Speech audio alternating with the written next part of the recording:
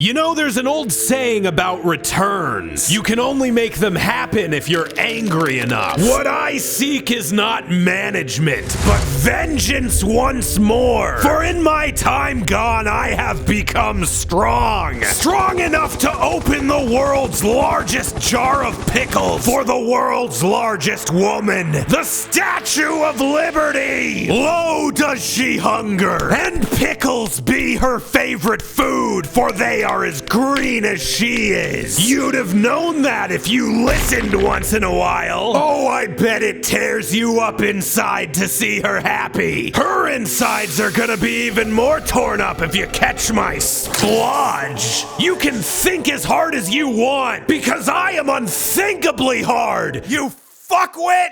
You dingus! I'm fucking freedom, you hear me? I'm fucking freedom! I'm Lyle Rath, and this is Pregame Discharge, the only video game show that's... It's just like this. Playing PC games on a TV. It's something that PC gamers insist that you can do, but never actually do. Now Valve is coming out with their own Switch-type thingy called the Steam Deck. Based on the specs they released, it seems like it'll be about on par power-wise with the Xbox Series S, so marginally less than the PS5 and the Series X, but still more than the Switch and last-gen consoles. But keep in mind, this is speculative. It'll run SteamOS by default, which is Linux-based, but apparently you can install Windows on it if you want, and there are 3 models that range from $400 to $650. The only major difference seems to be the size of the solid-state hard drive, from not having one to about 500 gigs. Now, if you're decent with computers, you're probably thinking, I could easily pop that bitch open, just put it in myself. Valve has reassured us that there's totally a slot to do that, but is saying that you totally can't do that, so I guess we'll kind of have to wait and see if one of those Linus Tech Tips fuckos can pull it off, but you can use a micro SD card to install games onto, like the Switch. And yeah, everyone seems excited for this thing, apparently not remembering that Valve has already taken a swing at the console market and totally shat the bath. This seems a lot more in-house than the Steam machines though, which were an outsourcing mess. Gabe Newell is already bitching about how much money they're going to be losing on every sale, which could be marketing talk. It also could be true though, because Xbox and PlayStation have been selling at a loss for forever pretty much. They make their money when you buy a game for their console, especially when you use their own online store, which Valve has. So yeah, if you pre-ordered it, you're not definitely stupid, technically. On a related note, you know that Nintendo Switch Pro that everyone is totally saying is going to happen? Well, Nintendo announced the Nintendo Switch OLED, which is exactly the same as the Nintendo Switch, except it has an OLED screen.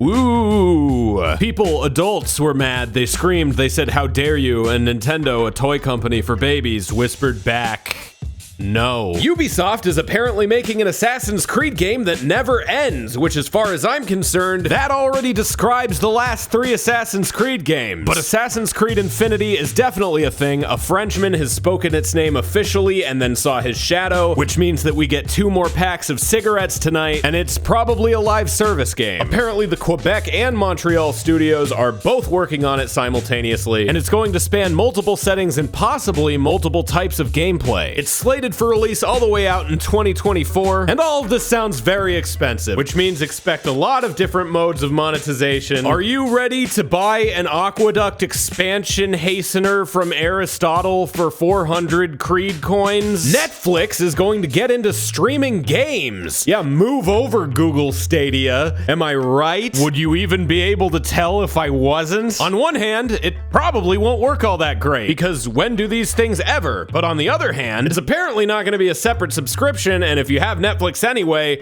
you might as well try it, right? What is it gonna do? Cut your dick in half? Cut your pussy in half? You know, but horizontally? Pussy looking like one of them paper fortune teller things people used to make in elementary school. You remember those? Then you stop paying 15 bucks a month and then it goes back, and you never find out if Derek liked you or not because you wanted to watch something on Paramount Plus. Your loss. Dead Space is getting something. It's a remaster, it's a reboot, it's not a total one-to-one remake of the original game, which would be a complete waste of time, but also every other detail that I've read about it makes it seem like it's exactly that, but there's a pre-rendered teaser that shows you nothing, you know, to build excitement. PlayStation gave a Play of the Station address. The main feature was an extended gameplay look at Deathloop, which is a PlayStation timed exclusive by Bethesda, which is owned by Microsoft, because business is weird. weird. Death Stranding is getting a next-gen port / special edition, which is a full-ass priced game, but if you already own it, you can upgrade for $10. The next Yakuza game is called Lost Judgment instead of Yakuza, and I don't know enough about it to tell you why, but that got a trailer too. If you haven't learned the life lesson that anime tie-in games are almost never good, there's a Demon Slayer one now. There was a cool-looking brawler-type game called Sifu, where every time you get beaten to sleep, you age a few years. An indie space planet exploration game called Jet with 2 T's, where you fly and then pray to the soup. A deeper gameplay look at Tribes of Midgard. Moss 2, which is a VR game where you are the Paus. And Fist, which is a not VR side-scroller game where you're just a regular furry. And I'm talking about you, the player, by the way. Activision Blizzard is getting sued by the state of California, and strap yourself in, because this one gets kinda heavy. Basically, the company is being accused of violating California's civil rights and equal pay laws by having a track record and corporate culture that was described in the suit as a breeding ground for discrimination and sexual harassment, both of which having numerous cited examples alongside the allegation that the common response was to get rid of the employee coming forward as opposed to investigating the actual situations themselves. And one extreme instance where an employee, for YouTube censorship reasons I'll say, unalived herself on a business trip with her supervisor who had packed a suitcase full of sex stuff. So yeah, not fun shit. Activision released an official response that boiled down to "Nuh-uh, fuck you," which prompted over 2,000 former and current employees to organize a company-wide walkout. And also Activision Blizzard stocks did this. So Bobby Kotick, the CEO of Activision Blizzard, released a more standard, we're listening, committed to long-term change kind of corporate apology. This is still developing, and I'll leave resources down in the description if you want to read more into it. And yeah, I realize this probably isn't the subject matter you signed up for on a show called Pregame Discharge. I don't think anyone wants this to be what news about video games is. But it's an important story, so I feel like it would be a huge disservice not to talk about it. There's a funny haha Nickelodeon Super Smash Bros. Game coming out. If Nigel Thornberry fight Invader Zim, lol. Wouldn't you? XD.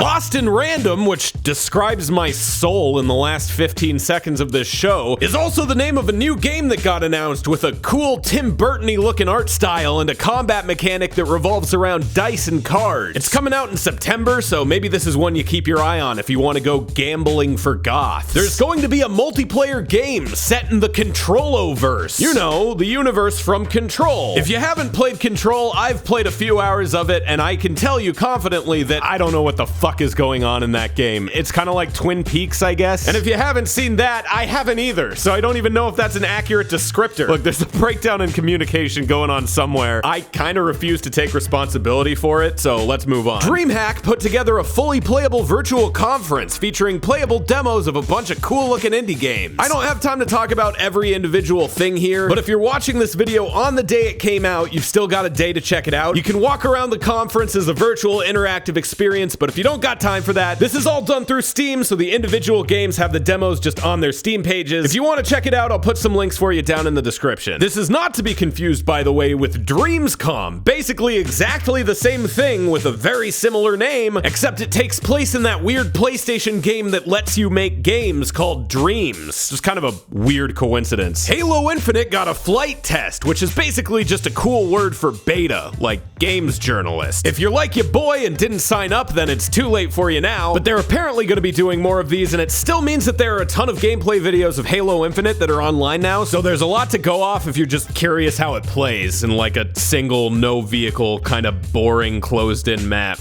Yeah, I don't want to play it anyway. Looks stupid. You don't have to let me in. I'll find my way onto the bed and I'll pee on the sheets. 343 Industries, more like me 4P in the sheets. Fuck you. Let me in. I'm Lyle Rath, and this has been Pregame Discharge. We'll be back at the end of every month to keep you vaguely informed on video game news. You will know just enough to hold a conversation, but not so much that you'll weird people out. And that's the pregame promise.